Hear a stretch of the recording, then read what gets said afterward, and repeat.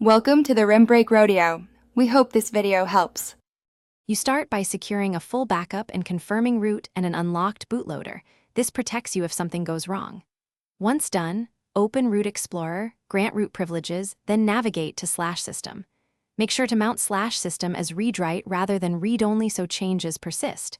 You will also copy the target build, prop, or ROM file to a safe folder. Take a moment now, double-check backups and that superuser requests appear. Then proceed to the build, prop edit step. You will now perform the critical change, editing build, prop. First, copy build, prop to /SD card so you can restore if needed.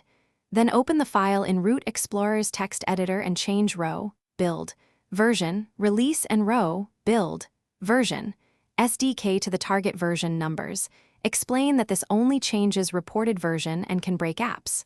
Once edited, save the file, then move it back to /system and set ownership to root and permissions to RWRR. You finish by rebooting the device and checking settings about phone to confirm the new version string.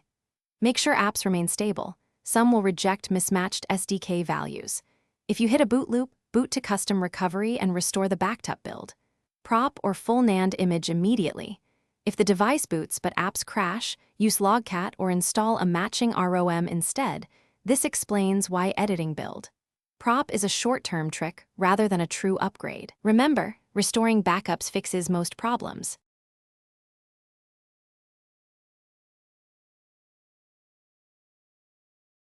Thanks for watching. Consider subscribing if we helped you.